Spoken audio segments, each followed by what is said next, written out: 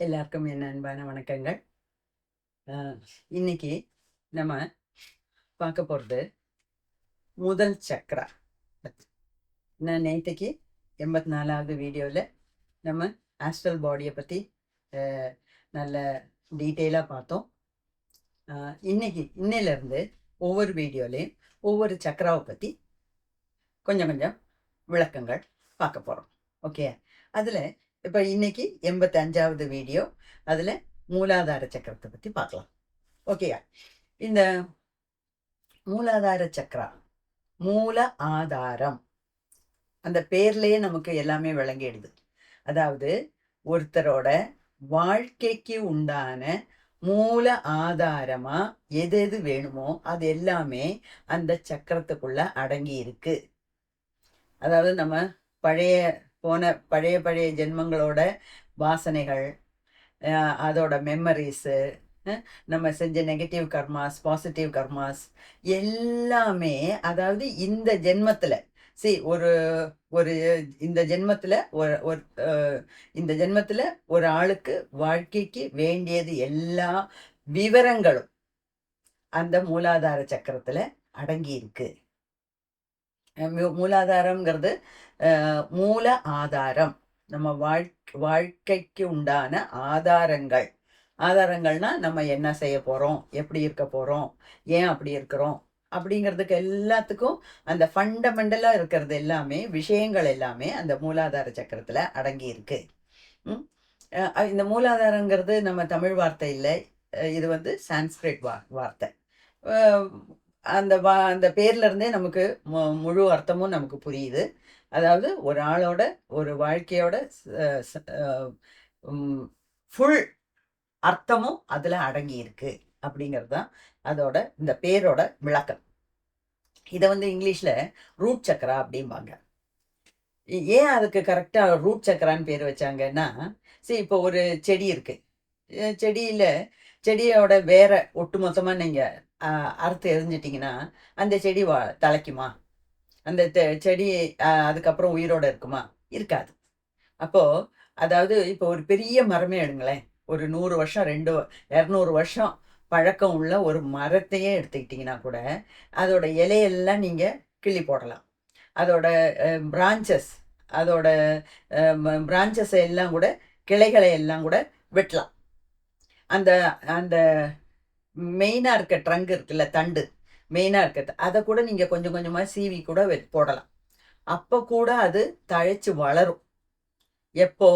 அதோட ரூட்டு சரியா இருந்தா. அதே சமயத்துல ஒரு பெரிய மரத்தை எடுத்து அதோட ரூட்டை மொத்தம் வெட்டி முடிச்சுட்டு அதை மேலாக இப்படி மண்ணுக்கு மேலாக அந்த மரத்தை மட்டும் வச்சிருந்து கட்டி வச்சிடணும் வச்சுக்கோங்க, அது வளருமா? 10 நாள்ல பட்டு போயிடும். ஏன்னா அதுக்குள்ள இருக்க அந்த அந்த நீர் சத்து, மாவு சத்தெல்லாம் இருக்கிற வரைக்கும் தான் அது அந்த இலையெல்லாம் உயிரோட இருக்கும். அப்பவுமே அது வாட தொடங்கிடும். ஏன்னா ரூட்டு தான் அதுக்கு எல்லாமே. அதோட அந்த மரம் அந்த செடிக்கு உண்டான ஆதாரம் எல்லாம் அந்த ரூட்டு தான். அந்த ரூட்டே போயிடுச்சுன்னா அதுக்கு வாழ்க்கையே இல்லை. அதே மாதிரிதான் நமக்கும். அப்போ அவ்வளோ முக்கியத்துவம் வாய்ந்த இந்த சக்கராவுக்கு அதனாலதான் மூலாதாரம் அப்படின்னு பேர் வச்சிருக்காங்க. சரி, இவ்வளவு சொல்றீங்களே மேடம், அது எங்க தான் இருக்கு? அது ஆஸ்ட்ரல் பாடியில இருக்கு. நம்மளால கண்ணால பார்க்க முடியாது, கையால தொட்டெல்லாம் பார்க்க முடியாது. ஆனா நம்மளால ஒரு அளவுக்கு ஃபீல் பண்ண முடியும். அது எங்க இருக்குன்னா, at the base of the spine.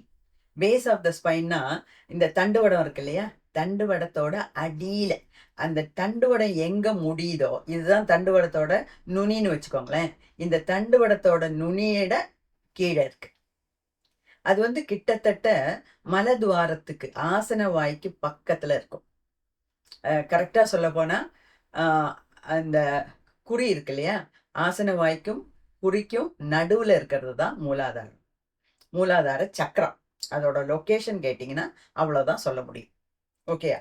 ரெண்டாவது, நான் நேத்திக்கே சொன்ன மாதிரி அந்த நம்ம முனிகளும் ரிஷிகளும் சித்தர்களும் வருஷக்கணக்காக, அதாவது காலங்காலமாக உட்காந்து மெடிடேஷன் தியானம் பண்ணி கண்டுபிடிச்ச சில உண்மைகளை நமக்கு சொல்லிட்டு போயிருக்காங்க. அது என்னன்னா, அதுக்கு அவங்க வந்து ஒவ்வொரு சக்கராவுக்கும் வந்து கலர் கொடுத்துருக்காங்க, பீஜ மந்திரம் கொடுத்துருக்காங்க. அதை வந்து ஒவ்வொரு சக்கராவையும் அவங்க வந்து ஒரு தாமரைப்பூவுக்கு தாமரைப்பூவோட ஒத்து கம்பேர் பண்ணி சொல்கிறாங்க. அப்போ மூலாதார சக்கரங்கிறது 4 இதழ்கள் கொண்ட ஒரு சின்ன தாமரை அப்படிங்கிறாங்க. அதாவது இது தாமரை மாதிரி இருக்கோ இல்லையோ, அந்த 4 இதழ்கள்ங்கிறது எப்படி சொல்றாங்கன்னா, அதுக்கு அந்த ஒவ்வொரு இதழுக்கும் ஒரு ஒரு எழுத்து உண்டு. ஒரு எழுத்து வடிவம் குடுத்துருக்காங்க. ஒவ்வொரு இதழுக்கும் சில குணாதிசயங்கள் குடுத்துருக்காங்க. ஓகே. அதெல்லாம் வந்து உங்களுக்கு நெட்ல போனாலே கிடைக்கும். ம். நெட்ல தேடி பார்த்தீங்கன்னா, எல்லா டீட்டெயில்ஸும் இருக்கு. ஆனா, நம்ம என்ன சம்மந்திச்ச வரைக்கும், அவ்வளோ தூரம் டீப்பா இப்ப போக வேண்டிய அவசியம் கிடையாது. நமக்கு ஒவ்வொரு சக்கரத்தை பற்றியும் பேசிக் நாலேஜ் வேணும். அந்த சக்ராஸை எப்படி ஆக்டிவேட் பண்ணுறது, எப்படி பேலன்ஸ் பண்ணுறது, அதோட பிளாக் எல்லாம் எப்படி எடுக்கிறது, அது தெரிஞ்சுக்கிட்டா போகிறோம். அதுதான் நமக்கு ப்ராக்டிக்கல் வாழ்க்கைக்கு தேவையானது. ஓகேயா? இல்லை எனக்கு அதில் ரொம்ப இன்ட்ரெஸ்ட் இருக்குது, நான் அதுக்கு ரொம்ப ஆராய்ச்சி பண்ணணும்னா தாராளமாக பண்ணிக்கலாம். அது எல்லாமே நெட்டில் அவைலபிள் தான் இப்போ. ஓகேயா? ஒன்றும் சீக்ரெட்டு கிடையாது. அதெல்லாம் வந்து நம்ம சித்தர்கள் கண்டுபிடிச்ச உண்மைகள். அது வந்து பொய்யாகவே ஆகாது. ஓகே. அப்போ நீங்கள் எவ்வளோ தூரம் வேணாலும் அதை நம்பி போகலாம். இப்போ இப்போ லொக்கேஷன் எங்கேன்னு தெரிஞ்சு போச்சு. அதுக்கு ஒரு கலர் கொடுத்துருக்காங்க. சித்தர்கள் வந்து அதுக்கு ஒரு கலர் கொடுத்துருக்காங்க. என்ன கலர்? Red colour. 3வது பாயிண்ட்டு, இந்த மூலாதார சக்கரா வந்து பூமாதேவியோட கனெக்டட். பூமாதேவி அல்லனா பூமியோட கனெக்டட். ஓகே. அதாவது 5 பஞ்சபூதங்களும் 5 சக்ராஸோட கனெக்ட் பண்ணி வச்சிருக்காங்க. அதெல்லாம் வந்து சத்தியமானது, சத்தியமான உண்மை அப்படின்னு சொல்லலாம்.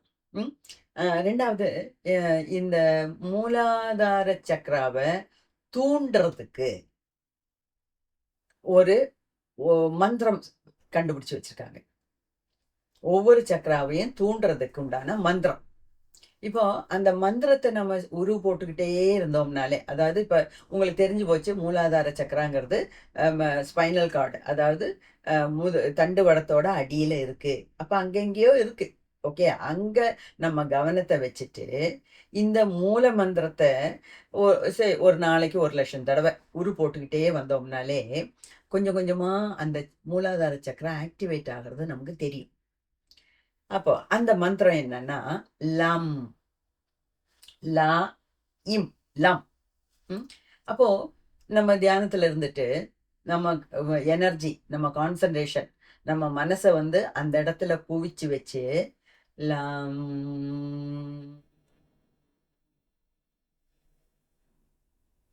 லம்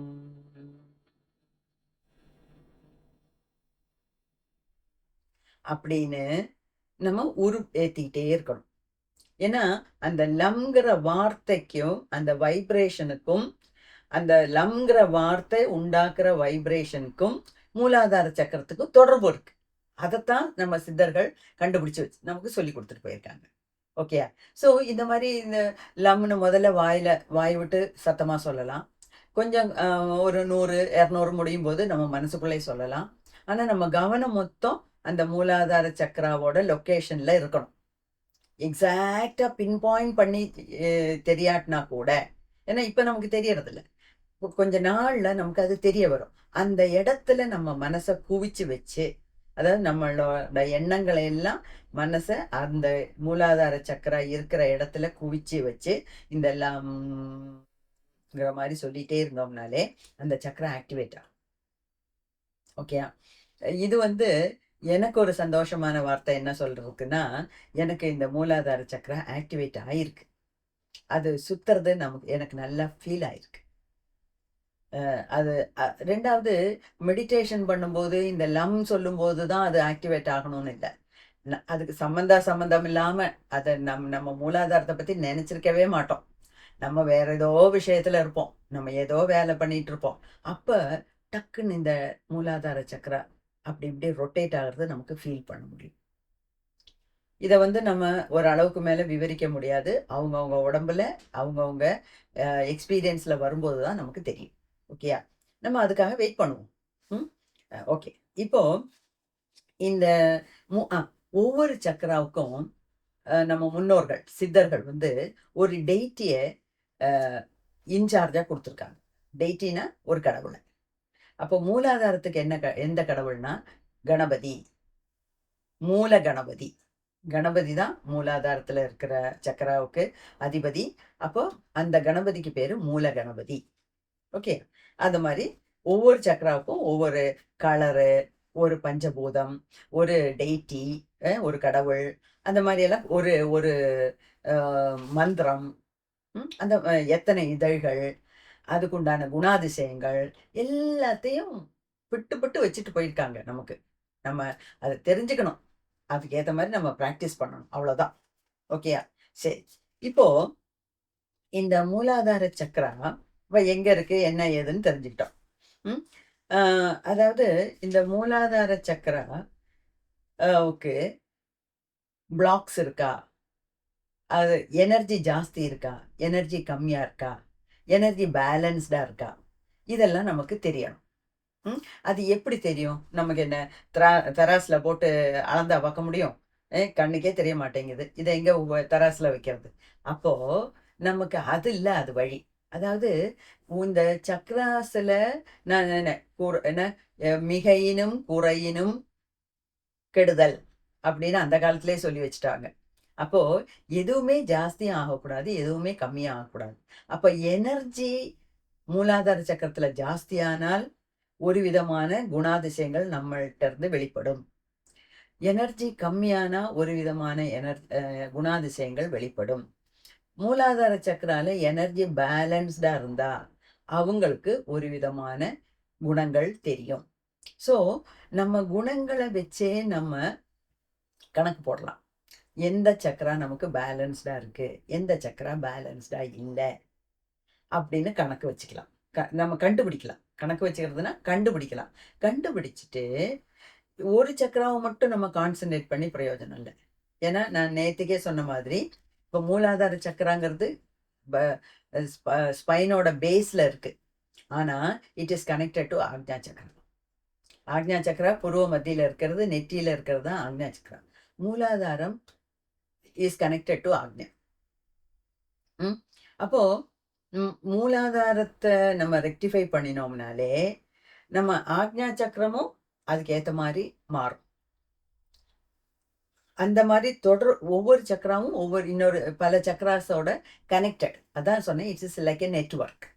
இந்த 72,000 நாடிகளும், 108 சக்ராஸும் ஆஸ்ட்ரல் பாடியில இருந்தாலும், ஒரே பாடியில இருக்கு. அது எல்லாம் இன்டர் கனெக்டட்.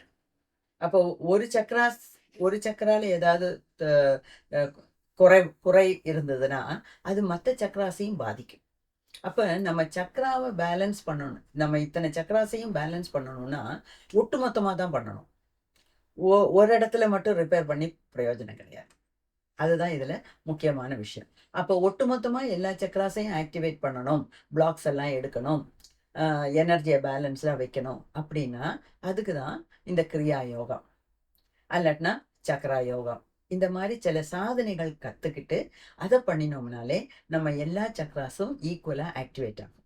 அது மட்டும் இல்ல, நம்ம ஒவ்வொரு ஜென்மம் எடுக்கும்போதும், இந்த சக்ராஸ வந்து நம்ம ரிஃபைன் பண்ணிட்டே வரோம். சுத்தப்படுத்திட்டே வரோம். ஓகேயா? அ அதாவது வொர்க் இன் ப்ராக்ரஸ். அது ஒவ்வொரு ஜென்மத்திலயும் இந்த சக்ராஸ் வந்து நம்ம பாடங்கள் படிக்கிறோம். நெறைய புதிய புதிய பாடங்கள் படிக்கிறோம். அப்போ நம்ம நெகட்டிவ் எனர்ஜி எல்லாம் குறையுது. நெகட்டிவ் கர்மாஸ் எல்லாம் குறையுது. அப்படி வரும்போது நம்ம சக்ராஸும் பியூர் ஆயிட்டே வரும். கடைசி ஜென்மத்துல, அதாவது எந்த ஜென்மத்துல நமக்கு என்லைட்டன்மென்ட் கிடைக்க போகுதோ, அந்த ஜென்மத்துல தான் எல்லா சக்ராஸும் கரெக்ட்டா பேலன்ஸ்டா இருக்கும். ஓகே. ஸோ இதெல்லாம் இப்ப நம்ம முக்திய தேடி பயணிக்கிறோம். அப்போ இந்த சக்ராஸ பத்தியெல்லாம் தெரிஞ்சுக்கணும். சக்ராஸ ஸ்டெபிலைஸ் பண்ணுறதுக்கு உண்டான கிரியா யோகங்களை எல்லாம் கற்றுக்கணும். அதை ப்ராக்டிஸ் பண்ணணும். ஒன்றும் செய்யாமல் இருந்துட்டு நமக்கு முக்தி வேணும்னு சொல்லி பிரயோஜனம் கிடையாது, இல்லையா? என்ன சொல்கிறீங்க? ஓகே. இப்போ இன்னொன்று, இந்த மூலாதார சக்ராவில் இருக்க ஒரு நெகட்டிவ் குணம் என்னன்னா பயம், ஃபியர். பயம்தான் இந்த மூலாதார சக்ரா சரியில்லாட்டினா நமக்கு உண்டாகிற ஒரு குணம். குணம்னா என்ன? நம்மளோட நேச்சர்.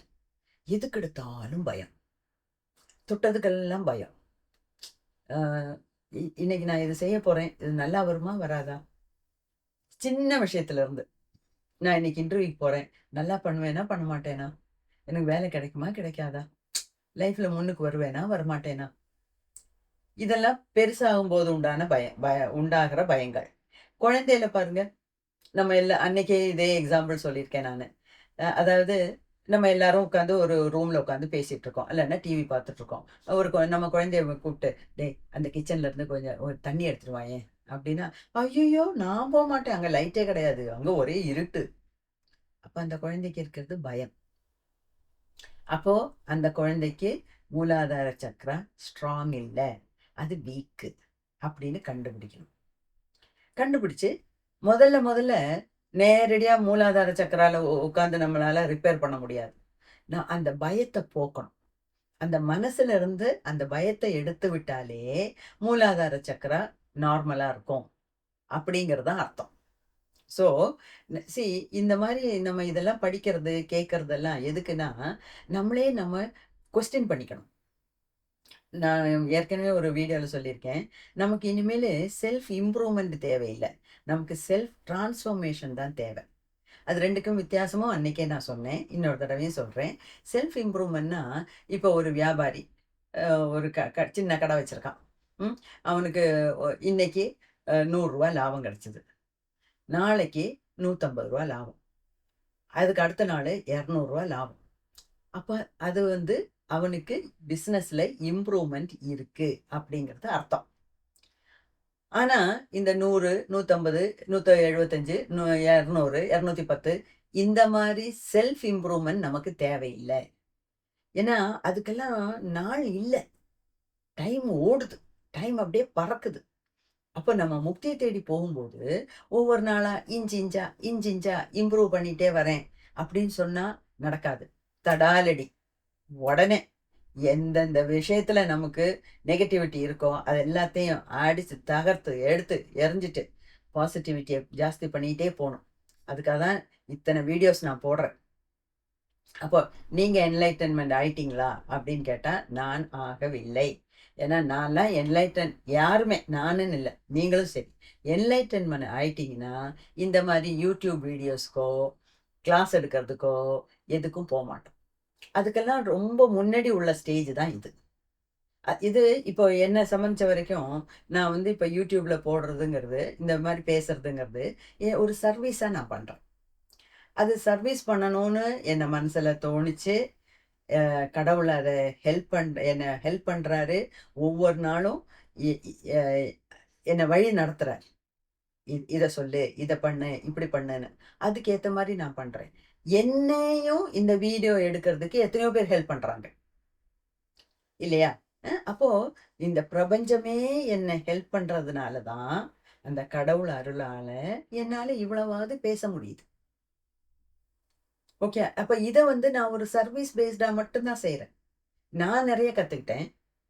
அப்போ என்னோட குருமார்கள்லாம் சொன்னாங்க, நீ கற்றுக்கிட்டா போறாது, நீ ப்ராக்டிஸ் பண்ணால் போறாது, மற்றவங்களுக்கு எல்லாம் எடுத்து சொல்லணும், நிறைய பேருக்கு இதெல்லாம் தெரியறது இல்லை, சரி செய்யலாம் அப்படின்னு. அப்போ இது ஒரு சர்வீஸ். இந்த மாதிரி சர்வீஸ் பண்ண பண்ண பண்ண பண்ண என்ன ஆகும்? என்னோட நெகட்டிவ் கர்மா எல்லாம் குறையும். ஏன்னா ஒரு வீடியோ போடுறதுங்கிறது கூட அவ்வளோ லேசுப்பட்ட காரியம் இல்லை. ஓகே, அதுக்காக நம்ம திங்க் பண்ணணும், நிறைய கேட்கணும், நம்ம படித்தது எல்லாத்தையும் ஒரு பாயிண்டாக எழுதி வைக்கணும், அதை அடுக்கணும், கரெக்டாக அந்த சீக்வன்ஸில் பேசணும். அது மாத்திரம் இல்லை, அதுக்காக தயார் எடுக்கணும், அதுக்காக கேமரா, அதை ஹெல்ப் பண்ணுறதுக்கு, அதை எடிட் பண்ணுறதுக்கு எனக்கும் மத்தவங்களோட உதவி இருந்தா தான் இதெல்லாம் பண்ண முடியும். எல்லாமே என்னால பண்ண முடியும்னு இல்ல. ஓகே. அப்போ அதெல்லாம் நெறைய ஒவ்வொரு வீடியோ போடும்போதும் அதுக்குண்டான டைம். அதாவது நான் இப்போ 3 சேனல்ல பேசுறேன். மலையாளத்தில இதே மேட்டர மலையாளத்தில சொல்றேன், தமிழ்ல சொல்றேன், இங்கிலீஷ்ல சொல்றேன். அப்ப ஒரு வீடியோன்னு சொல்லும்போது, கிட்டத்தட்ட எப்படியும் எனக்கு ஒரு 3 மணி நேரம் அது ஒரு நாளைக்கு செலவாகுது. ஆனா, நான் அத செலவுன்னு நெனைக்கல. சந்தோஷமா பண்றேன். அத ஒரு சர்வீஸா பண்றேன். ஏன்னா, என்னோட வீடியோ எத்தனையோ பேர் கேட்குறீங்க. அதனால உங்களுக்குள்ள ஒரு மாற்றம் வந்தால், அதுதான் எனக்கு எனக்கு நீங்க திருப்பி குடுக்குற பரிசு. அதனால தான் சொல்றேன். நமக்கு செல்ஃப் ட்ரான்ஸ்ஃபர்மேஷன் தான் வேணும். செல்ஃப் இம்ப்ரூவ்மென்ட் வேண்டாம். இஞ்சி இஞ்சா நான் நகர்ந்து முன்னோடு இன்னொரு 100 150 ஜென்மம் எடுக்கணும். தேவையா? வேண்டவே வேண்டாம். இன்னொரு தடவ ஒ ஒரு அம்மாவோட கர்ப்ப பாத்திரத்துக்குள்ள நம்ம நுழையக்கூடாது. அதுக்குண்டான அ பிரயத்தனம் தான். அதுக்குண்டான முயற்சிகள் தான் நம்ம இப்ப பண்ணிட்டு இருக்கோம். ஓகே. ஸோ செல்ஃப் ட்ரான்ஸ்ஃபர்மேஷன்னா, இந்த மாரி எல்லாம் பேசும்போது, இத கேட்கும்போது, நம்மளே நம்ம கொஸ்டின் பண்ணிக்கணும். நமக்கு எனக்கு பயம் இருக்கா? அப்போ பயம்ங்கிறது மூலாதார சக்கரா சரியா இல்லாட்டினா உண்டாகிற ஒரு குணம். அப்படின்னு மேடம் சொல்றாங்க. அப்ப எனக்கு பயம் இருக்கா? இருக்கு. அப்ப எதுல பயம்? அத மாத்தணும். அடுத்தது எதுல ஃபர்ஸ்ட்டு ஐடென்டிஃபிகேஷன். ஃபர்ஸ்ட்டு கண்டுபிடிக்கணும். நம்ம குணங்கள வச்சு நமக்கு எங்க எல்லாம் நெகட்டிவிட்டி இருக்கு அப்படின்னு கண்டுபிடிக்கணும். கண்டுபிடிச்சுட்டு, நான் கண்டுபிடிச்சுட்டேன் அப்படின்னு சும்மா உட்கார்ந்திருக்க கூடாது. அதுக்கு அடுத்து அதை எப்படி போக்கணும்? நெகட்டிவ் குணங்கள எப்படி எடுத்து எறியணும்? பிடுங்கி எறியணும். அதுக்கப்புறம் அந்த இடத்துல பாசிட்டிவ் குணங்கள வளர்க்கணும். அந்த மாரி தினமும் நம்ம இப்படியே முன்னேறி, முன்னேறி, முன்னேறி ஒவ்வொரு நாளும் ஒரு நாள் நம்ம கண்ணு தொறந்தோம்னா, காலையில முழிக்கிறோம்னா, அது ஒரு புது வல்சலாவா இருக்கணும். நேத்தைக்குள்ள அதே வல்சலாவா இன்னைக்கு இந்த இந்த கண்ணு முழிக்கிறதுல அர்த்தம் இல்ல. நேத்தை விட இன்னைக்கு இன்னும் கொஞ்சம் நல்ல குணங்களோட, நல்ல சக்தியோட, நல்ல மத்தவங்களுக்கு நல்லது செய்யணும். நல்லது, நல்லது, நல்லது அப்படின்னு நெனச்சுக்கிட்டு புது மாதிரியான நேத்தைய விட இன்னைக்கு வல்சலா பெட்டர். நாளைக்கு இன்னைய விட பெட்டரா இருக்கணும். அதுதான் செல்ஃப் டிரான்ஸ்ஃபர்மேஷன். ஓகே. நமக்கு வேண்டியது அதுதான். அ அப்ப அந்த செல்ஃப் டிரான்ஸ்ஃபர்மேஷன் நடக்கணும்னா, நம்ம கேள்வி கேட்கணும். "உனக்கு எதுல பயம்?" "எனக்கு பயம் இருக்கா?" "பயம் இருக்கு." நம்மளோட கெட்ட குணங்களை எல்லாம் நம்ம தான் கண்டுபிடிக்கணும். மத்தவங்களால சொல்ல முடியாது. மத்தவங்க நம்மள பத்தி என்ன நெறைய பேர் பேசுறாங்கங்க. பேசிட்டு போட்டும். நீங்க அத பத்திலாம் கவலையே படாதீங்க. என்ன என்ன என்ன சரியா புரிஞ்சுக்கிறவங்க 1,00,000த்துல ஒருத்தரா இருப்பாங்க. அதுவும் நம்ம வீட்ல இருக்கவங்க யாரும் நம்மள புரிஞ்சுக்கிறதே கிடையாது. நம்மள பத்தி நெகட்டிவா தான் பேசுவாங்க. அதுக்காக நம்ம நொந்து போயிடக்கூடாது. அதுக்காக நம்ம சோர்ந்து போயிடக்கூடாது. அவங்க நம்மள கிரிட்டிசைஸ் பண்றத விட, அவங்க நம்மள கமெண்ட் அடிக்கிறத விட, நம்மளே கிரிட்டிசைஸ் பண்ணிக்கணும். கிரிட்டிசைஸ் பண்ணிக்கணும்னா என்ன? நீ ஒன்னத்துக்கும் உதவாக்கற, லாயக்கு இல்ல. அந்த மாரி சொல்லல. நான் என்ன கரெக்ட்டா இருக்கேனா? ஒவ்வொரு ஸ்டெப்லயும் எனக்கு ஃபியர் இருக்கா? இருக்கு. இருந்ததுன்னா எதுல ஃபியர்? எந்த ஏரியால ஃபியர்? அத மாத்தணுமே! அதுக்கு உண்டான வழிகள் என்ன? அந்த மாரி தான் நம்ம சிந்திக்கணும். இன்னொரு சின்ன விஷயம் சொல்றேன்.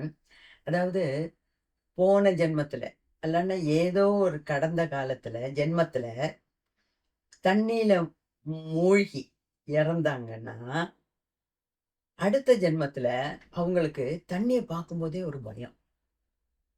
நான் ஏற்கனவே ஒரு எக்ஸ்பெரிமெண்ட் சொல்லியிருக்கேன்.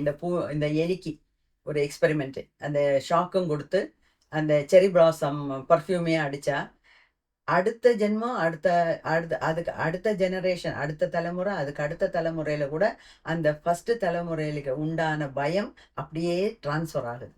அந்த மாதிரி இந்த பயம்ங்கிறது பல காரணத்தினால நமக்கு வருதுங்க. ஓகே. இப்போ ஒரு ஜென்மத்தில தண்ணீல, குளத்தில முங்கி, இல்லன்னா ஏரியில, இல்லன்னா கடல்ல குளிக்க போறாங்க. அ எ முங்கி, அதில மூழ்கி இறந்துடுறாங்கன்னு வச்சுக்கோங்க. அவங்களுக்கு அடுத்த ஜென்மம் எடுக்கும்போது, தண்ணிய கண்டாலே ஒரு பயம். குளத்த கண்டா பயம், தண்ணிய கண்டா பயம். தண்ணீல கால் நனைக்கிறதுக்கே பயப்படுவாங்க. அதே மாரி அ அ அந்த மாரி இறந்தவங்களுக்கு ஆஸ்மா இருக்கும். அதுக்காக ஆஸ்மா இருக்கவங்கலாம் போன ஜென்மத்துல தண்ணீல விழுந்து தான் இறந்தாங்க அப்படின்னு நம்ம நினைக்கக்கூடாது. ஏதோ ஒரு ஜென்மத்துல தண்ணீல மூழ்கி இறக்க நேரிட்டதுனால, சரி தண்ணீல மூழ்கி இறக்கும்போது என்ன ஆகுது? மூக்கு வழியா, வாய் வழியா தண்ணி போய் லங்ஸ்ல அடையுது. லங்ஸ்ல அடையும் போது சுவாசிக்க முடியல. சுவாசம் விட முடியாம, ஏன்னா லங்ஸ் முழுக்க தண்ணி. அதுல எங்க உள்ள காத்து போகும்? மூச்சு மூச்சு வாங்கி, மூச்சு விட முடியாம திணறி இறக்குறாங்க. இல்லையா? அப்போ இந்த ஆஸ்மாவும் அப்படித்தானே. அவங்களால கரெக்டா சுவாசம் எடுக்க முடியல, விட முடியல. அவங்க திணறாங்க. ஸோ, அதுக்கும் இதுக்கும் சம்பந்தம் உண்டு. ஓகேயா? அதனால நமக்கு உண்டான ஃபியருக்கு எத்தனையோ காரணங்கள் உண்டு. ஓகே. அப்போ ஆனா உண்மையிலே எனக்கு ஃபியர் உண்டா? இல்லையா? அப்படிங்கிறத நம்ம கண்டுபிடிக்கணும். கண்டுபிடிச்சு ஃபியர் இருந்தால், பயம் இருந்தால் அதை மாத்தணும். அவ்வளோதான். ஓகே. இப்போ இந்த ஃபியர் வர்றதுக்கு ஒண்ணு தண்ணீல மூழ்கி இறந்திருப்பாங்க. அதாவது நம்ம பாஸ்ட் லைஃப்ல தண்ணீல மூழ்கி இறக்குறது மட்டும் இல்ல ஒரு காரணம். எத்தனையோ காரணங்கள். எத்தனையோ காரணங்கள் பாஸ்ட் லைஃப்ல நடந்திருக்கலாம். இந்த இந்த ஜென்மத்துல கூட சின்ன வயசுல நமக்கு நடந்திருக்கலாம். எத்தனையோ விதத்துல நமக்கு பயம் உண்டாகக்கூடிய பலவிதமான சம்பவங்கள் நடந்திருக்கலாம். அப்போ பாஸ்ட் லைஃப், நம்ம நெகட்டிவ் கர்மா. சரி, நெகட்டிவ் கர்மானா என்ன? இப்போ இந்த ஜென்மத்துல எல்லாம் பயம். ஏன்னா போன ஜென்மத்துல அல்லன்னா ஏதோ ஒரு ஜென்மத்துல கடந்த ஜென்மத்துல நம்ம மத்தவங்கள பயமுறுத்தியே வாழ்ந்திருப்போம். அப்ப அது நமக்கு திருப்பி கிடைக்குது. அவ்வளவுதான். ஓகே. அதுதான் நெகட்டிவ் கர்மா. ஓகே. அந்த மாதிரி. அப்புறம் இப்போ ஒரு அன்வான்ட் பிரெக்னன்சி, அதாவது கல்யாணம் ஆகாத ஒரு பொண்ணு கர்ப்பம் தரிக்கிறா, பிரெக்னென்ட் ஆகுறா. அப்போ அந்த பொண்ணுக்கு எவ்வளவு பயம் இருக்கும். என்னோட அம்மா அப்பாவுக்கு தெரிஞ்சா என்ன ஆகும்? எங்க வீட்டுல தெரிஞ்சா என்ன ஆகும்? சொசைட்டிக்கு தெரிஞ்சா என்ன ஆகும்? இந்த குழந்தைய எப்படி நான் 10 மாசம் சுமந்து பெறப்போறேன்? பெத்துட்டா அதை எப்படி வளர்ப்பேன்? சொசைட்டி அதை அக்செப்ட் பண்ணுமா? அப்படிங்கிற ஒரு பயம். ஏதோ சம்பவம் நடந்து போச்சு. அது ஏதோ ஒரு வேகத்துல பண்ணிட்டாங்க. ஆனா அந்த கர்ப்பம் தரிச்சதுல இருந்து அந்த பொண்ணுக்கு பயம். அப்போ அந்த பொண்ணோட மனசுல உண்டான பயம் அந்த குழந்தைக்கும் போகும். அப்ப அந்த குழந்தைக்கு குழந்தை பிறந்து வளர்ந்தா கூட அதுக்கு எப்பவுமே ஒரு இன்செக்யூரிட்டி ஃபீலிங். இன்செக்யூரிட்டினா எப்பவுமே ஒரு பயம். எதுக்கு எடுத்தாலும் ஒரு பயம். அந்த மாதிரி பயத்துக்கு நிறைய காரணங்கள் இருக்கு. அன்வான்ட் பிரெக்னன்சி, அப்புறம் டெலிவரி டைம்ல வர்ற கஷ்டப்பாடுகள். டெலிவரி டைம்ல வர்ற வலி நார்மல். வலிச்சாதான் அந்த குழந்தை வரும். அந்த யூட்ரஸ் கண்ட்ராக்ட் ஆகும், வரும். அது வேற விஷயம். ஆனா அது இல்லாம நிறைய காம்ப்ளிகேஷன்ஸ். அந்த மாதிரில. அப்போ அந்த அந்த டெலிவர் பண்ணும்போது உண்டான அந்த அம்மாவுக்கு உண்டான பயம் அந்த குழந்தைக்கும் அப்படியே பாஸ் ஆகும். அதே மாதிரி இந்த அது மட்டும் இல்லை, குழந்தைய த தகாத முறையில குழந்தைய பெத்துட்டு அதை கொண்டு போய் குப்பை தொட்டியில போடுறது, வீசிறி எறியறது, அந்த மாதிரிலாம் நிறைய நெகட்டிவா மக்கள் பண்றாங்கங்க.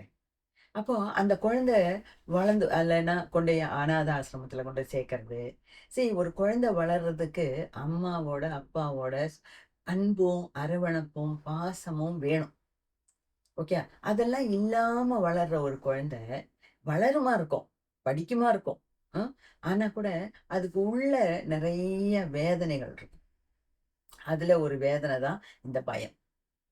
ஓகே. அதே மாதிரி அந்த காலத்துல எல்லாம் இது நிறைய இருந்திருக்கு. ஆனா இப்ப அவ்வளவா கிடையாது. அடி அடிக்கிறது, எதுக்கெடுத்தாலும் அடி.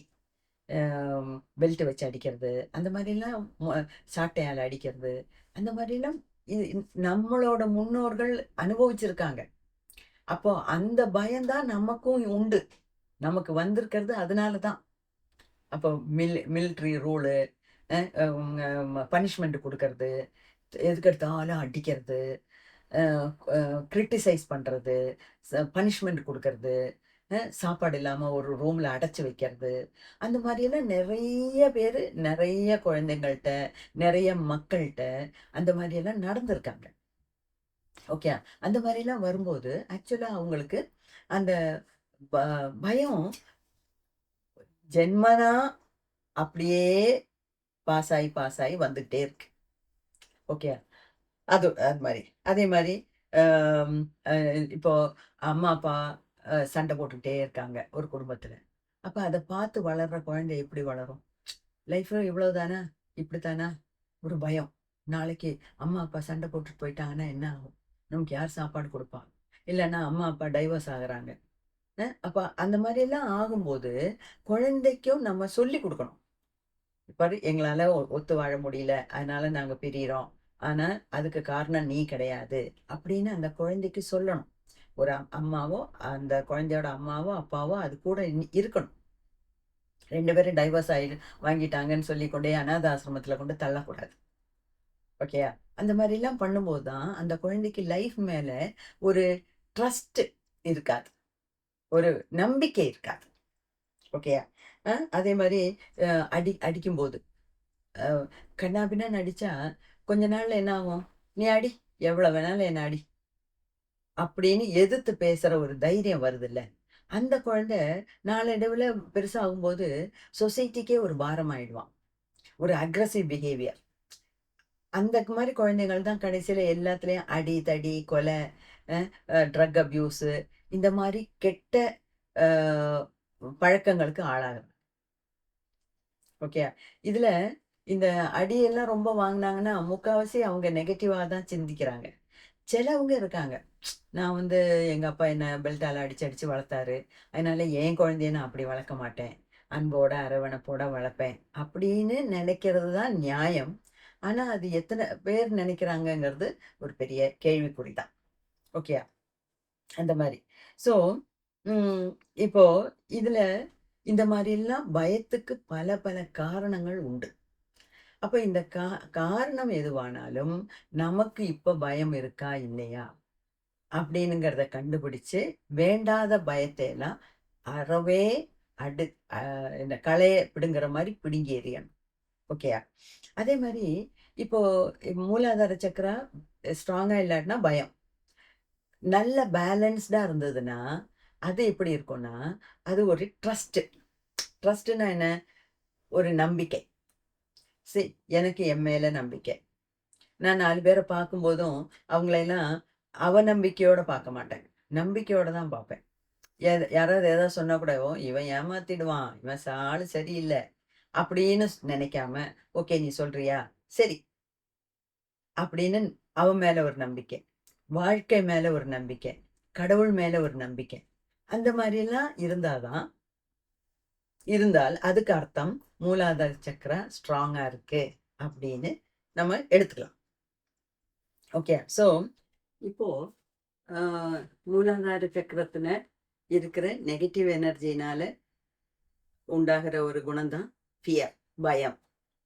அதே சமயத்துல மூலாதார சக்கரா நல்ல ஸ்ட்ராங்கா இருந்ததுன்னா, அதாவது அதுல வந்து எனர்ஜி பேலன்ஸ்டா இருந்ததுன்னா, பேலன்ஸ்னா என்ன? ஜாஸ்தியும் ஆகாம கம்மியும் ஆகாம கரெக்ட் அளவுக்கு இருந்ததுன்னா அது ஒரு ஆளுக்கு லைஃப்ல ஒரு ட்ரஸ்ட் கொடுக்கும். ட்ரஸ்ட்னா என்ன? ஒரு நம்பிக்கை, ஒரு விசுவாசம். அதாவது அவருக்கு வந்து அவர் மேலே ஒரு நம்பிக்கை, அவர் வாழ்கிற வாழ்க்கை மேலே ஒரு நம்பிக்கை, கடவுள் மேலே ஒரு நம்பிக்கை, அவங்கள சுற்றி இருக்க அவரோட சுற்றி உள்ளவங்கள மேலெல்லாம் ஒரு நம்பிக்கை. அதாவது யாரையும் ஒரு அவநம்பிக்கையோட பார்க்க மாட்டாங்க.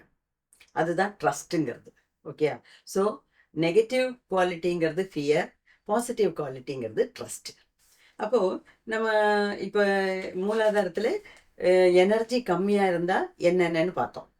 அதாவது எனர்ஜி கம்மியாக இருந்ததுனால தான் ரொம்ப அண்டர் வெயிட்டாக இருக்காங்க, லைஃப்பில் ஒரு பிடிமானம் இல்லாமல் இருக்காங்க, அன்ஆர்கனைஸ்டாக, அதாவது ஒரு என்ன அன்ஆர்கனைஸ்டுனா ஒரு நல்ல ஒரு ரீதியில் உள்ள லைஃப் இல்லை, அதாவது இப்போ ஆர்கனைஸ்டு லைஃப்னா என்ன அர்த்தம்னா, இப்போ காலையில் 6 மணிக்கு எந்திரிக்கணும், இல்லைன்னா 4 மணிக்கு எந்திரிக்கணும், இல்லைன்னா 5 மணிக்கு எந்திரிக்கணும், 8 மணிக்கு குளிக்கணும், சாப்பிடணும், பூஜை பண்ணணும். சா அந்த மாதிரி சிஸ்டமேட்டிக் லைஃப். அதை ஆர்கனைஸ்டாக இருக்காங்க. இவ்வளோ நேரம் நான் ஆஃபீஸில் செலவு பண்ணுவேன், இவ்வளோ நேரம் என் ஃபேமிலியோட செலவிடுவேன், இவ்வளோ நேரம் எனக்கு புக்கு படிக்கிறதுக்கு, எனக்கு மெடிடேஷன் பண்ணுறதுக்கு நான் ஒதுக்கி வச்சுருக்கேன். அந்த மாதிரி எல்லாத்துலேயும் ஒரு ஆர்கனைஸ்டாக சிஸ்டமேட்டிக்காக இருக்கவங்க இல்லாமல் இருக்கிறவங்க தான் அவங்களுக்கு அதுதான் மூலாதார எனர்ஜி கம்மி அப்படிங்கிறது. ஓகே. அப்போ அதே மாதிரி பணம் காசு விஷயத்தில் கூட அவங்க அன்ஆர்கனைஸ் தான். எவ்வளோ சம்பாதிக்கிறோம், எவ்வளோ வருது, எவ்வளோ போகுது, எவ்வளோ சேமித்து வைக்கணும், சேமித்து வைக்கணுமா வேண்டாமா, இதில் எல்லாம் கூட அவங்களுக்கு சரியான ஒரு பிடிமானம் இல்லை. அதுதான் negative quality, deficiency of energy. அதே சமயத்தில் சிலவங்களுக்கு மூலாதாரத்தில் எக்ஸஸ் ஆஃப் எனர்ஜி இருக்கும். இந்த எக்ஸஸ் ஆஃப் எனர்ஜினா எப்படி? அவங்க வந்து முன்னாடி சொன்ன குணங்களுக்கெல்லாம் ரொம்ப ஆப்போசிட்டாக, அதே குணங்களில் ஆப்போசிட்டாக இருப்பாங்க. ஆப்போசிட்னா எப்படி? ரொம்ப ஆர்கனைஸ்டாக இருப்பாங்க. ரொம்ப ஆர்கனைஸ்டாக இருந்தால் இந்த மிலிட்ரி ரூல்வாங்கல்ல, அது மாதிரி. அது மாதிரி எதுக்கெடுத்தாலும் மிலிட்ரி ரூலுன்னு சொல்லிட்டு இருந்தோம்னா அது சரியாகாது இல்லையா? இடையில இடையில நாணல் போல் வளைஞ்சு கொடுக்கவும் தெரியணும். அதாவது அட்ஜஸ்ட்மெண்ட் தெரியணும், அடாப்டபிலிட்டி இருக்கணும், சிச்சுவேஷனுக்கு ஏற்ற மாதிரி சாகச்சரியங்கள், அதாவது சூழ்நிலைக்கு ஏற்ற மாதிரி நம்மளையும் ஓரளவுக்கு மாற்றிக்க தெரியணும். இல்லை நான் எப்போவும் இப்படி தான் இருப்பேன் அப்படின்னு சொன்னோம்னா அது சரியாகாது. ஓகே. அதுதான் வந்து routine resist changes in life. அதாவது வாழ்க்கையில் எந்த ஒரு மாற்றம் வந்தாலும் அவங்களால தாங்கிக்கவே முடியாது, அவங்களால அதை அட்ஜஸ்ட் பண்ணவே முடியாது. அந்த மாதிரி இருக்கிறது இது வந்து ஜாஸ்தி எனர்ஜி இருக்கிறவங்களுக்கு. அதே மாதிரி அவங்களுக்கும் நிறைய சாப்பிடுவாங்க, ஒபிசிட்டி, வெயிட் ஜாஸ்தியாக இருக்கும் உடம்புல. ஆப்வியஸ்லி நம்ம சாப்பிட்றது ஜாஸ்தியானா வெயிட்டு தானாக ஜாஸ்தியாக போகுது. அதே மாதிரி வெயிட்டு ஒபிசிட்டி எல்லாம் இருக்கும்போது டயர்டாக இருக்கும், ரொம்ப லேசியாக இருப்பாங்க, சோம்பேறித்தனமாக இருப்பாங்க. அதாவது அவங்களுக்கு சாப்பிட்றது தூங்குறது அதுதான் மெயின், வேற ஒன்றும் இல்லைங்கிற மாதிரி. அதே மாதிரி மனுஷாளுங்களை விட பணத்துக்கு தான் இம்பார்ட்டன்ஸ் கொடுப்பாங்க. பணம் பணம் பணம்னு சொல்லி பணத்து பின்னாடியே ஓடுவாங்க. ஸோ இந்த மாதிரி குணங்கள்லாம் தான் வந்து மூலாதார சக்கரத்தில் எனர்ஜி ஜாஸ்தியான இருக்கிறது. ஸோ இப்போவே உங்களுக்கு புரிஞ்சிருக்கும், எனர்ஜி கம்மியானாலும் நல்லதில்லை, எனர்ஜி ஜாஸ்தியானாலும் நல்லதில்லை இல்லையா? அப்போது பேலன்ஸ்டாக எப்படி இருக்கும்? எனர்ஜி கரெக்டாக இருக்கணும்னா கரெக்டாக இருக்கிறவங்களோட குணங்கள் எப்படி இருக்கும் அப்படின்னா, அதான் இப்போ நம்ம மூலாதார சக்கரத்தில் ஒரு இன்ஸ்ட்ருமெண்ட்டை போட்டு அதுக்கு எனர்ஜி கரெக்டாக இல்லையா, கூடியிருக்கா குறைஞ்சிருக்கா அப்படின்னு நம்மளால் கணக்கு பார்க்க முடியாது.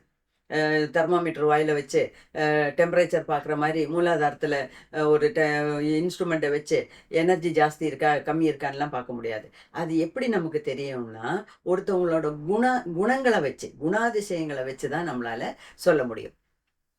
ஓகேயா? அப்போது பேலன்ஸ்டு சக்கரா இருந்ததுன்னா, அதாவது மூலாதார சக்கரத்தில் எனர்ஜி கரெக்டாக பேலன்ஸ்டாக இருந்ததுன்னா அவங்க வந்து எல்லா விதத்துலேயும் நல்ல விதமாக இருப்பாங்க. அதாவது ஜாஸ்தியும் இல்லை, கம்மியும் இல்லை. அதாவது ஒரு ட்ரஸ்ட் இருக்கும் அவங்களுக்கு. தன் மேலே ஒரு நம்பிக்கை, தன் வாழ்க்கை மேலே, கடவுள் மேலே, நம்மளை சுற்றி உள்ளவங்களோட மேலே எல்லாம் நம்பிக்கை, அவநம்பிக்கையோட பார்க்க மாட்டாங்க எதையுமே. அதே மாதிரி அவங்களுக்கு எல்லாமே கரெக்டாக இருக்கும். அதாவது இருக்கிறத வச்சு சந்தோஷமாக வாழ பார்ப்பாங்க. ஜாஸ்தியாக இருக்கிறவங்கள மாதிரி கிரீடியாக பணம் பணம் பணம் அப்படின்னு போகாமல் பணத்துக்கு உண்டான மரியாதை பணத்துக்கு கொடுப்பாங்க, மனுஷாளுக்கு உண்டான மரியாதை மனுஷாளுக்கு கொடுப்பாங்க. அந்த மாதிரி அதாவது and they live in the present. கரெக்டாக பழசை நினைக்காம புதுசை ஃப்யூச்சரை நினச்சி டென்ஷன் ஆகாமல் இருக்கிறத வச்சு சந்தோஷமாக இன்றைக்கி வாழ்வோம். நான் அப்படியே அந்த மாதிரி ஒரு நல்ல ஒரு மனநிலையில் இருப்பாங்க. அது மட்டும் இல்லை, தே ஃபீல் கிரவுண்டட். ஃபீல் கிரவுண்டட்னா அதாவது மூலாதார சக்கரம் வந்து நம்ம பூமியோட கனெக்ஷன் உள்ளது இல்லையா? அப்போது தே ஃபீல் கிரவுண்டட்னா என்ன அர்த்தம்? எல்லாத்துக்குமே அவங்களுக்கு ஒரு தைரியம் உண்டு. சரி, இதுதான் இப்படி தான் இருக்கும் லைஃப்னா, இப்படி தான் இருக்கும் லைஃப்பில், அப்ஸ் அண்ட் டவுன்ஸ் இருக்க தான் செய்யும் அப்படிங்கிற மாதிரி ஒரு அதில் வந்து ஒரு தீர்மானமாக இருப்பாங்க. ஏதாவது ஒரு நஷ்டம் வந்துருச்சுன்னா ஒன்று உடஞ்சி போகிறதும், இல்லைன்னா அழுகிறதும், அதில் லாபம் வந்தால் அளவுக்கு மீறி சந்தோஷப்படுறதும் ரெண்டுமே கிடையாது. எல்லாமே பேலன்ஸ்டாக இருப்பாங்க. அப்போது ஒருத்தவங்களோட குணங்களை வச்சு அவங்களோட சக்கரால எவ்வளோ எனர்ஜி இருக்குது, எப்படி இருக்குங்கிறது கூட நம்ம கண்டுபிடிக்கலாம். ஓகே. அப்போது இப்போ மணியை பொறுத்த வரைக்கும், அதாவது காசு, பணம், அப்படி அதோட ஆட்டிடியூட் எப்படி? இப்போ சிலவங்க வந்து நல்ல ஏசி யூஸ் பண்ணுவாங்க சம்மரில். ஏசி வேணும், அவங்களுக்கு ஃபேனும் வேணும், எல்லாம் வேணும். அதே சமயத்தில் பில்லு வரும்போது மட்டும் கோவப்படுவாங்க.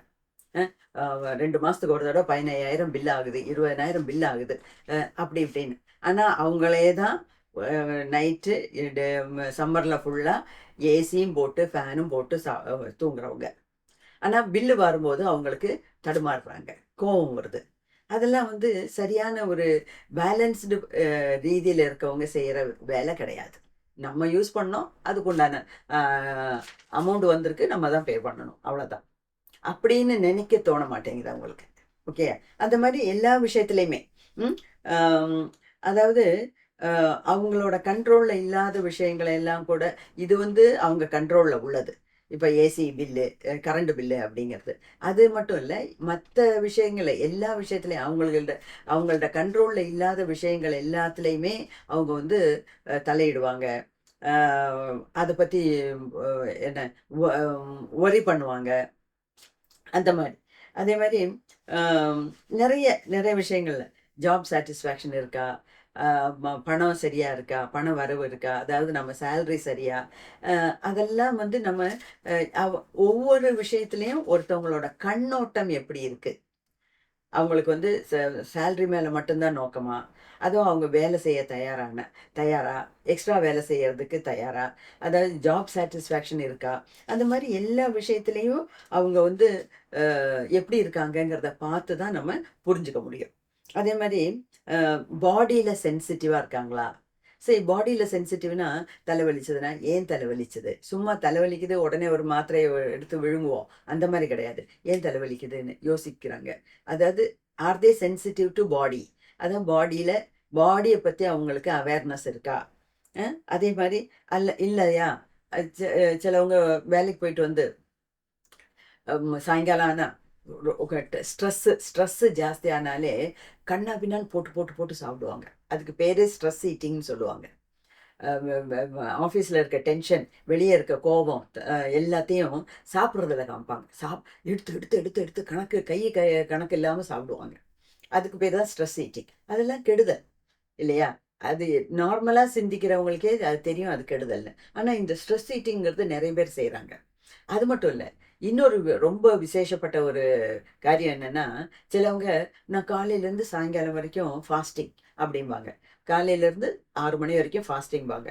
7 மணிக்கு அன்னைக்கு 2 வேளை 3 வேளை எவ்வளோ சாப்பிட்ருப்பாங்களோ அதை விட 4 மடங்கு எடுத்து வச்சு எல்லாத்தையும் சாப்பிடுவாங்க. ஐயோ, நான் இவ்வளோ நேரம் ஃபாஸ்டிங்காக இருந்துட்டேனே, எனக்கு எனர்ஜியே இல்லை, சக்தியே இல்லை, அந்த மாதிரிலாம் நினைக்கக்கூடாது. ஃபாஸ்டிங்காக இருக்கிறதுக்கு வேற காரணங்கள். ஃபாஸ்டிங்காக இருக்கிறதுக்கு எதுக்குன்னு தெரிஞ்சுக்கிட்டு செய்கிறோம்னா இந்த மாதிரி ஸ்ட்ரெஸ் ஈட்டிங்லாம் அவங்க ஈடுபட மாட்டாங்க. ஓகே. அந்த மாதிரி. அது மட்டும் இல்லை, பேலன்ஸ்டாக இருந்தால் அவங்களுக்கு நல்ல ஹெல்த் இருக்கும், ஃபிசிக்கல் ஹெல்த் நல்லா இருக்கும், ஆக்டிவாக இருப்பாங்க. இந்த லேசியாக தூங்கி தூங்கி விழுறது, ஓவர் ஈட்டிங், இந்த மாதிரி வேண்டாத வேலைகள்லாம் ஈடுபட மாட்டாங்க. அதே மாதிரி அவங்களுக்கு சரண்டர் மோடில் இருப்பாங்க. சரண்டர் மோட்னா என்ன? Two your best. நம்மளால் ஆனது நல்லா பண்ணணும், அதுக்கப்புறம் பாக்கி வர்றதும் வராதும் நமக்கு கடவுள்கிட்ட விட்டுருவோம், இல்லைன்னா இயற்கைகிட்ட விட்டுருவோம், அப்படிங்கிற மாதிரி சரண்டர் மோடில் இருப்பாங்க. அதே சமயத்தில் பேலன்ஸ்டாக இல்லாதவங்க என்ன தெரியுமா பண்ணுவாங்க? ஒரு வேலையும் செய்ய மாட்டாங்க. செஞ்சு எல்லாம் கடவுள் பார்த்துப்பார்.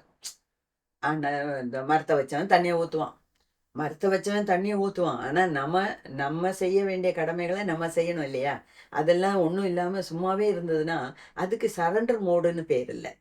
உண்மையான பக்தியில் சரண்டர் பண்ணுறது வேற, அதுதான் சரண்டர் மோடு. இது வந்து சரண்டர் மோடு கிடையாது. அவங்க வந்து எஸ்கேபிசம்னா அந்த சூழ்நிலையிலேருந்து தப்பிக்க பார்க்குறாங்க. அவங்க ஹார்ட் ஒர்க் பண்ணலை, அதை விட்டுட்டு தப்பிக்க பார்க்குறாங்க. அதுதான் எனர்ஜி ப்ராப்பராக இல்லாத மூலாதார சக்கரம் உள்ளவங்களோட குணங்கள். ஓகே. ஸோ இந்த மாதிரி இந்த மாதிரிலாம் இருக்கும்போது நம்ம எப்படி அந்த மூலாதார சக்கரத்தை எல்லாம் சரி பண்ணணும்னா, ஒன்று மெடிடேஷன், 2வது நம்ம ஃபுட்டு, ஃபாஸ்டிங் அதெல்லாம் அந்தந்த டைமில் செய்யணும். ஒரு 15 நாளைக்கு ஒரு தடவை ஃபாஸ்டிங், ஃபுல் டே ஃபாஸ்டிங், ஒரு நாள் வந்து ஹாஃப் டே ஃபாஸ்டிங், ஒரு நாள் ஒரு தடவை வந்து 1/2 மணி நேரம் மௌனம், 2 நாளைக்கு ஒரு தடவை 1 மணி நேரம் மௌனம், இல்லாட்டினா 1 வாரத்துக்கு ஒரு தடவை ஹாஃப் டே மௌனம், ஒரு மாசத்துல ஒரு நாள் ஃபுல் மௌனம். அந்த மாதிரியெல்லாம் இதுக்கு முன்னாடி இதெல்லாம் நம்ம பேசியாச்சு. அந்த மாதிரி நம்ம பேசின அந்த வீடியோஸ் எல்லாம் திருப்பி கேளுங்க. கேட்டுட்டு அதுல இருக்க நல்லதெல்லாம் எடுத்து உங்களுக்கு எதெல்லாம் பண்ண முடியுமோ அதெல்லாம் பண்ணணும். மெடிடேஷன் எவ்வளோ நேரம் பண்ணணும்னு சொல்லியிருக்கேன். ஃபாஸ்டிங் எப்படி பண்ணணும் இப்ப சொல்லியிருக்கேன். அது சில சமயம் ஃபாஸ்டிங்னா ஒண்ணுமே சாப்பிடக்கூடாது. சில சமயம் ஃபாஸ்டிங்னு இருக்கும்போது நீங்க ஜூஸ் மட்டும் சாப்பிடலாம். சில சமயம் அன்குக்டு ஃபுட்டு சாப்பிடலாம். அதெல்லாம் அவங்கவங்க பாடிக்கு ஏத்த மாதிரி நம்ம மாத்திக்கணும். ஒரு வாரத்துல ஒரு தடவை வெறும் ஃப்ரூட் ஜூஸ் மட்டும் சாப்பிடலாம். இல்லைன்னா ஒரு வாரத்துக்கு ஒரு தடவை ஒரு லெமன் ஜூஸும் ஹனியும் போட்டு அதை மட்டும் சாப்பிட்டுட்டு இருக்கலாம். அது வந்து 24 மணி நேரம் ஃபாஸ்டிங் இருக்கலாம்.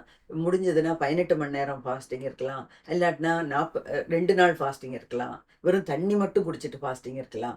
இந்த மாதிரி எவ்வளவோ வழிகள் இருக்கு. அந்த மாதிரி எதெல்லாம் எதெல்லாம் நம்மளால பண்ண முடியுமோ, நம்ம லைஃப் ஸ்டைலுக்கு உகந்த மாதிரி எது எது நம்மளால நம்ம சக்திக்கு ஏத்த மாதிரி பண்ண முடியுமோ, அதுக்கு ஏத்த மாதிரி நம்ம டிசைன் பண்ணணும். டிசைன் பண்ணி இந்த மாதிரி தான் நான் வாழ்க்கைய நடத்துவேன் இனிமேலே. அப்படிங்கிற மாதிரி நம்ம நெனச்சு போனோம்னா, அ ஒரு வி ஒ ஒரு விதம் நமக்கு மூலாதார சக்ரா வந்து நார்மல் ஆகும். அது மட்டும் இல்ல, இந்த சக்ரா மெடிடேஷன் இருக்கு. அதே மாரி இல்லன்னா கிரியா யோகம் இருக்கு. இதெல்லாம் பண்ணும்போது, அ எல்லா சக்ராவுமே பேலன்ஸ்டா இருக்கும். ஓகே. நமக்கு வேணுங்கிறது எல்லா சக்ராஸும் பேலன்ஸ்டா இருக்கிற ஒரு நிலைமை தான் வேணும். ஓகே. அதுக்கு இந்த கிரியா யோகம் கரெக்ட்டா யார் சொல்லிக் குடுக்குறாங்கங்கிறத தேடி கண்டுபிடிச்சு அவங்கள்ட்ட போயி கத்துக்கிட்டு பிராக்டிஸ் பண்ணலாம். அ இல்ல சக்ரா யோகம் சொல்லிக் குடுக்குறவங்க இருக்காங்க. கரெக்ட்டா சொல்லிக் குடுக்குறவங்க இருக்காங்க. ஏன்னா, இது 2மே நான் படிச்சிருக்கேன். அது 2 குருமார்கள்ட்ட வேற வேற குருமார்கள்ட்ட போய் படிச்சுட்டு வந்திருக்கேன். அ உங்களுக்கு வேணும்னா கேளுங்க. அவங்களோட நம்பர் தரேன். கான்டாக்ட் அட்ரஸ் தரேன். நீங்களும் அவங்கள போய் சமீபிச்சு, அவங்கள்ட்ட கேட்டு கத்துக்கிட்டு வீட்ல பிராக்டிஸ் பண்ணலாம்.